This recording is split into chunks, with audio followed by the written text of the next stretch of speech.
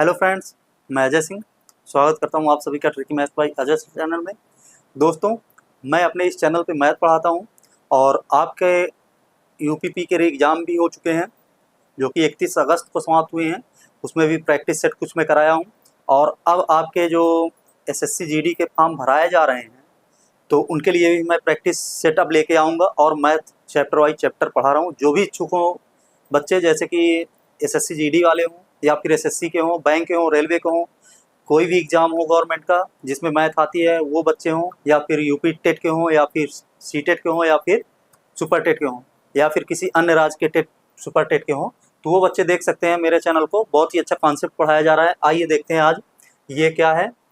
यह है Uttar Pradesh police exam 2024 का जो आंसर की अभी जारी हुई है उसके रिगार्डिंग है। ये क्या दिया हुआ है, 31 अगस्त फर्स्ट एंड सेकंड शिफ्ट के जितने भी क्वेश्चंस रॉन्ग हैं, रॉन्ग क्वेश्चंस तो नहीं कह सकते, जिनके भी बोर्ड द्वारा माने गए हैं आंसर, और हमारे जो आंसर्स हैं जो रियली आंसर आ रहे हैं वो अगर डिफरेंट आ रहे हैं, मैच नहीं कर रहे हैं, तो उसके संबंध में आप आपत्ति दर्ज करा सकते हैं। आइए देखते हैं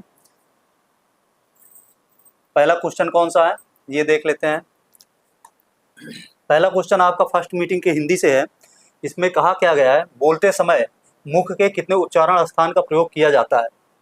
मुख में कितने, बोलते समय मुख के कितने उच्चारण स्थानों का प्रयोग किया जाता है। तो सबसे पहले आप ये देखिए, इसका करेक्ट आंसर है 5। इसका करेक्ट आंसर 5 है। अब 5 है, 5 ये क्वेश्चन आपका आया हुआ भी है उत्तराखंड पीएससी जेई 2022 में आया हुआ है। तो ये क्या क्वेश्चन क्या था, बोलते समय मुख के कितने उच्चारण स्थानों का प्रयोग किया जाता है। तो इसमें 4 भी दिया है, 5 भी दिया है, 6 भी दिया है और 3 भी दिया है। टोटल यही ऑप्शन आपका दिया हुआ है। लेकिन इस पे सही कौन सा कराया गया है आयोग द्वारा, बी नंबर। बी नंबर का मतलब हुआ 5। बोलते समय मुख से 5 उच्चारण स्थानों का प्रयोग किया जाता है जो निम्नलिखित है। पहला कंठ है, तालु है, मूर्धा है, दंत है और ओष्ठ है। तो ये इन्हीं 5 स्थानों का प्रयोग किया जाता है। लेकिन आपके बोर्ड द्वारा क्या माना गया है, डी नंबर। डी आपका सही आंसर माना गया है, अर्थात 6 आपका सही आंसर माना गया है। ये बिल्कुल गलत है, आप इस पे आपत्ति दर्ज करा सकते हैं। ये क्वेश्चन जो आपका ऑप्शन दिया गया है वो गलत है, यहाँ पे 5 होना चाहिए था, तो ये बिल्कुल गलत है। आप इस पे आपत्ति दर्ज करा सकते हैं। अगला क्वेश्चन की बात करें यदि हम, तो अगला क्वेश्चन आपका क्या है, जाति शब्द का बहुवचन है। जाति शब्द का बहुवचन एक यहाँ पे देखिए लिखा हुआ है जातीय। आपके बोर्ड द्वारा जो सही कराया गया है वो पहले बता देता हूं मैं। बोर्ड द्वारा सही कराया गया है जातीया, जातियां। अब यह ऐसे तो लिखा नहीं जाता, जातियां जो होती हैं उसको लिखते हम कैसे हैं, ऐसे जातियां। ऐसे तो लिखा नहीं जा सकता है क्योंकि ये तो बिल्कुल गलत है, कोई अर्थ ही नहीं देगा। जातियां ना का अर्थ देता है, ये हो जाएगा जातियां। अब जातियां ऐसे होना चाहिए था, लेकिन यहाँ पे बड़ा ती बना दिया गया, ता बड़ी की मात्रा लगा दी गई है और ऊपर चंद्रबिंदी, केवल बिंदी रख दी गई है, चंद्रबिंदी नहीं लगाई गई है। तो ये क्वेश्चन आपका आया हुआ भी है 21 अगस्त 2022 को आया हुआ है। ये वन रक्षक एवं वन्य जीव रक्षक परीक्षा में आया हुआ है, यूपी ट्रिपल एससी के पेपर में आया हुआ है। जाति शब्द का बहुवचन रूप क्या होगा, इस पे सीधा सीधा बताया गया है। बी नंबर आपका करेक्ट आंसर था। इस पे क्या दिया हुआ है, जातियां, ऊपर चंद्रबिंदी लगी हुई है, छोटी ती बनी हुई है। तो इसमें कौन सा ऑप्शन सही है, जातियां। आपका ये डी नंबर आपका करेक्ट आंसर है इस पे। लेकिन बोर्ड द्वारा ए को सही कराया गया है, इसका मतलब ये गलत है। ठीक है, तो आप आपत्ति इस पे दर्ज करा सकते हैं। अगर आपका आंसर गलत आ रहा है तो आप आपत्ति दर्ज करा सकते हैं। जैसे आप इसको लगा के आए हैं और बोर्ड ये सही करा रहा है, गलत हो जा रहा है, तो आप इसको दर्ज करा सकते हैं। ठीक, ये फर्स्ट शिफ्ट का ही चल रहा है अभी। अब देखते हैं अगला क्वेश्चन। ये अगला क्वेश्चन है, ब्रिटिश साम्राज्य, ये आपका गद्य से लिया गया क्वेश्चन है। जो आपका गद्य आया था फर्स्ट शिफ्ट में उसका क्वेश्चन लिया गया है। कह रहा है ब्रिटिश साम्राज्य ने अपनी नाविक शक्ति क्यों इतनी प्रबल बना ली, क्यों इतनी प्रबल बना ली। अब कह रहा है ऑप्शन, कोई लंदन पर आक्रमण ना कर सके, कोई शत्रु इसे हरा ना सके, फिर लंदन शहर को कोई क्षति ना पहुंच सके, फिर अगला है कोई इसके जहाजों का आना जाना ना रोक सके। तो इसमें बोर्ड द्वारा माना क्या गया है सही, आपका बी नंबर आपका सही आंसर माना गया है बोर्ड द्वारा, कोई शत्रु इसे हरा ना सके। लेकिन यही क्वेश्चन और यही गद्य एक बार आ चुका है, कौन सी पेपर में आ चुका है, यूपीएसआई ऑनलाइन जो पेपर हुआ है 25 नवंबर 2021 को हुआ है थर्ड शिफ्ट का, उसमें यही क्वेश्चन सेम आया था, यही गद्य आया था। और इस पे क्या दिया गया था, उपर्युक्त गद्यांश के अनुसार ब्रिटिश साम्राज्य ने अपनी नाविक शक्ति इतनी प्रबल क्यों बना ली। अब इस पे सही क्या कराया गया था, सी नंबर। सी नंबर क्या है, कोई इसके जहाज़ों का आना जाना ना रोक सके। और इसमें क्या दिया हुआ है, डी नंबर में दिया हुआ है, कोई इसके जहाज़ों का आना जाना ना रोक सके। इसका मतलब बी नंबर यहाँ पे गलत है। जो बोर्ड द्वारा जारी हुई है आंसर की, उसमें बी नंबर गलत है। आपका सही क्या होना चाहिए था, डी नंबर। जो डी नंबर सही होना चाहिए था, तो आप इसको आपत्ति में डाल सकते हैं। ठीक है, पूरा का पूरा ये ऑथेंटिक है, इसको आप ढूंढ के या फिर कहीं से मिल जाए और साफ मिल जाए तो आप इसको लगा के डाल सकते हैं। ठीक है, अगले क्वेश्चन की बात करें तो ये सेकंड शिफ्ट के क्वेश्चन हैं। अब ये सेकंड शिफ्ट हिंदी के क्वेश्चन हैं, इनको देख लेते हैं। महाकवि भूषण दरबारी कवि थे, उनके क्या दिया हुआ है, दरबारी कवि थे, उनके आश्रयदाता राजा का नाम था। उनके आश्रयदाता राजा का नाम क्या था, यहाँ पे क्या दिया हुआ है, बोर्ड द्वारा आपका शिवाजी सही लगाया गया है, बोर्ड द्वारा आपका शिवाजी सही कराया गया है। लेकिन यहाँ पे होना क्या चाहिए था, छत्रसाल। इसका सही आंसर क्या है, छत्रसाल। सही आंसर आपका होगा छत्रसाल होना चाहिए। ये बिल्कुल गलत है, बोर्ड द्वारा जो सही कराया गया है वो बिल्कुल गलत है। तो इसका मतलब बी नंबर आपका होना चाहिए। देखिए, ये आपका पेपर भी लगा हुआ है, टीजीटी परीक्षा 2004 का है। इसमें महाकवि भूषण दरबारी कवि थे, उनके आश्रयदाता राजा का नाम। अब क्या दिया हुआ है इस पे आंसर, बी नंबर दिया हुआ है, क्या, छत्रसाल। छत्रसाल दिया हुआ है। ठीक है, भूषण के प्रमुख आश्रयदाता छत्रसाल बुंदेला थे। कविवर भूषण की पालकी में कंधा देकर तो छत्रसाल ने साहित्य के प्रति सत्ता के समर्पण का उदाहरण पेश किया। ठीक है, तो ये ऑथेंटिक बुक का है और पेपर में आए हुए क्वेश्चन है, तो आप इसको सीधा सीधा दर्ज करा सकते हैं आपत्ति।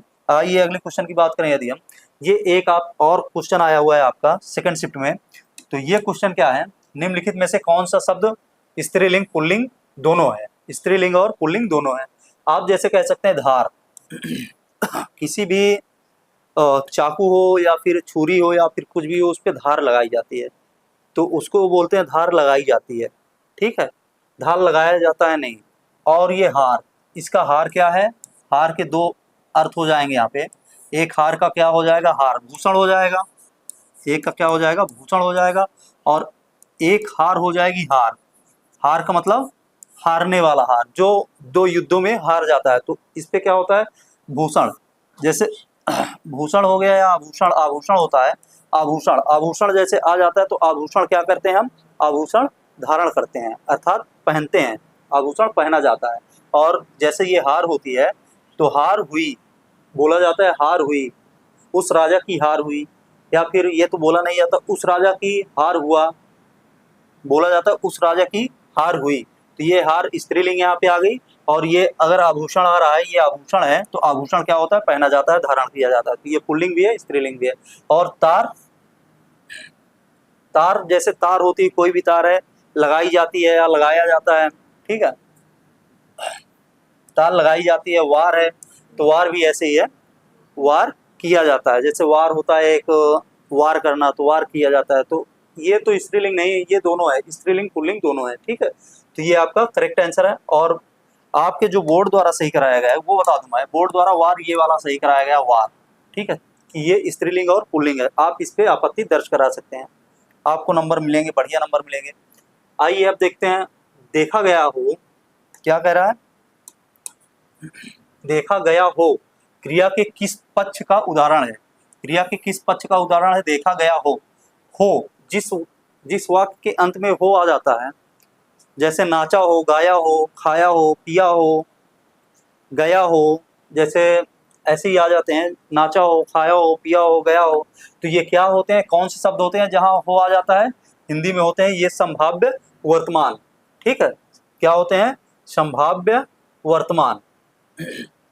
ये आपका संभाव्य वर्तमान होना चाहिए था, लेकिन यहाँ पे दिया क्या है, संभाव्य भूत दिया हुआ है।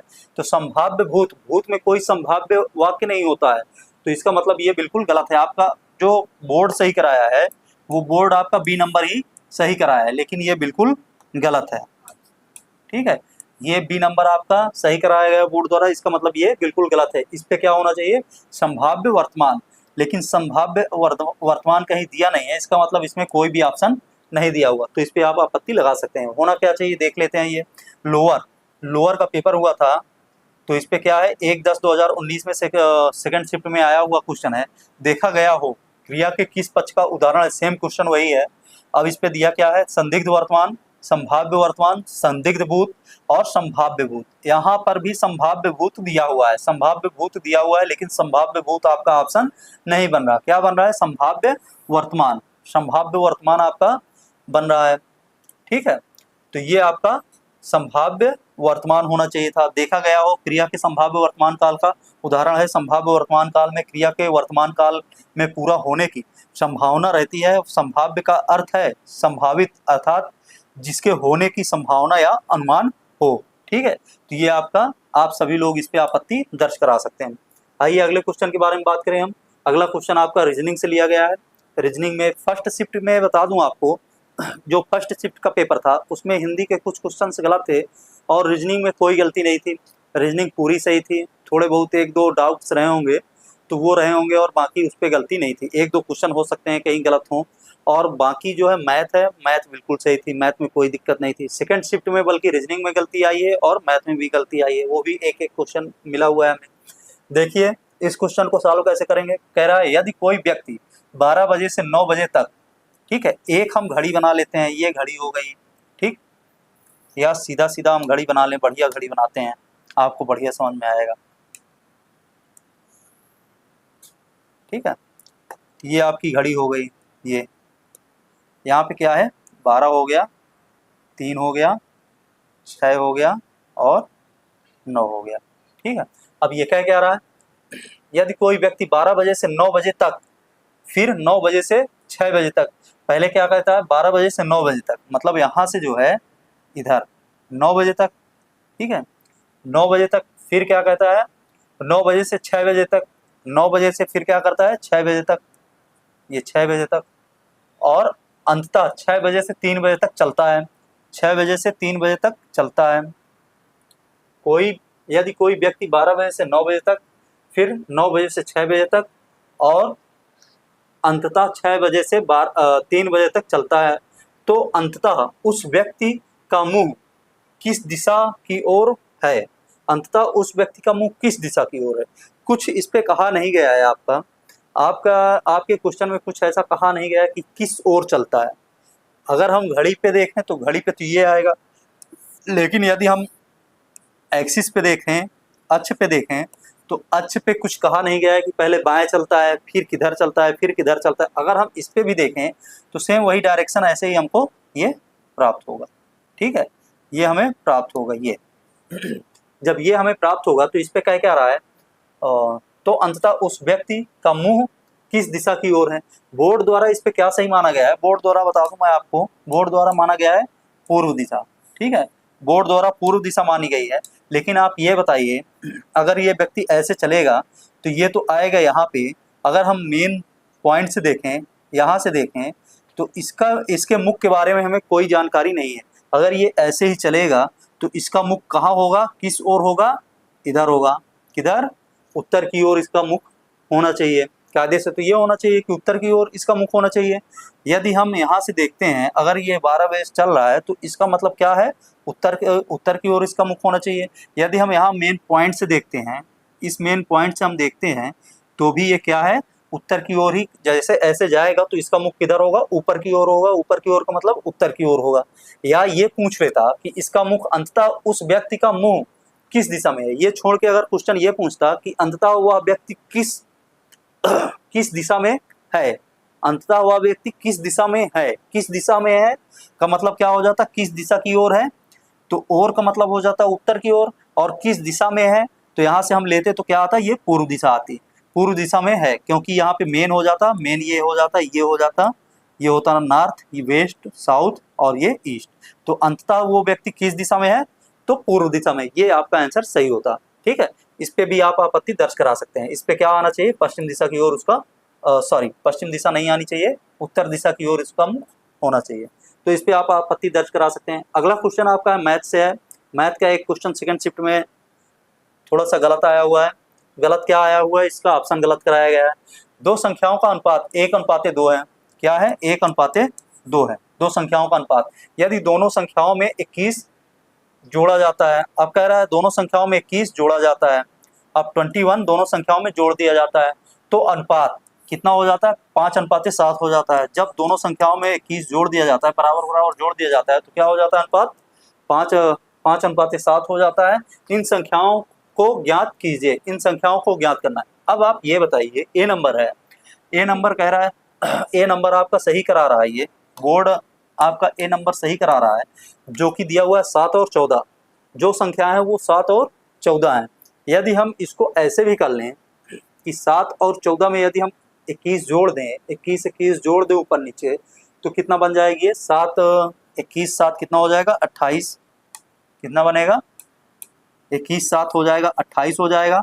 और इनका अनुपात भी हम निकालें, और 14 21 कितना हो जाएगा? 5 आ गया और 3 आ गया, 35। ठीक है, 35 आ गया। अब यदि इसका अनुपात भी हम निकालेंगे तो कितना आ जाएगा? यदि यहीं से हम देखें 7 कम 7, 7 दूना 14, कितना हो गया ये? 7 चौक 28 हो गया, 7 पचे 35, 4:5 आ रहा है। ठीक है, तो इसका मतलब क्या हुआ? ये सही नहीं है। कायदे से ये होना चाहिए, जो भी हम जोड़ेंगे वो हमारा सही आना चाहिए। अब अगर हम देखें सी नंबर को, यहाँ पे देख लें, 14 और 28 का जो अनुपात दिया हुआ है, इसको यदि हम वेरीफाई कर लें, या फिर हम चाहें तो क्वेश्चन भी सॉल्व कर सकते हैं। कैसे क्वेश्चन सॉल्व करेंगे आपको बता देता हूँ, आप सॉल्व करिएगा। जैसे पहली संख्या x है, और x पे 21 जोड़ते हैं हम, 21 जोड़ दिए। और सेकंड संख्या क्या है आपकी? 2x है, 2x है, इस पे भी 21 जोड़ेंगे तो किसके बराबर हो जाएगी? 5/7 के बराबर हो जाएगी। ठीक है, तो आप ऐसे करके इसको लगा सकते हैं। अगर लगाएंगे भी तो कितना आ जाएगा? 7 एकम 7 आ गई, फिर प्लस कितना हो गई? 21 सत्ते कितना हो जाएगा? 147। ठीक है, बराबर हो गया 5 दूना 10 x हो गया, प्लस 21 पंचे 105। ठीक है, अब इसको हम क्या करेंगे? इधर 7 है, इधर 5 है, तो इसको पक्षांतर करेंगे, कितना आ जाएगा? सॉरी, इधर 7 है, इधर 10 है, तो क्या हो जाएगी ये?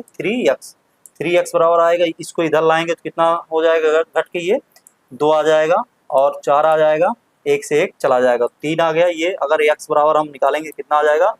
3 एक कम 3 हो गया, 3 चौके 12 हो गया, 14 आ गया। x बराबर क्या आया? 14। यदि पहली संख्या हमारी 14 है, पहली संख्या हमारी 14 है, तो जो बटे में है दूसरी संख्या हमारी क्या हो जाएगी? 14 दूना 28।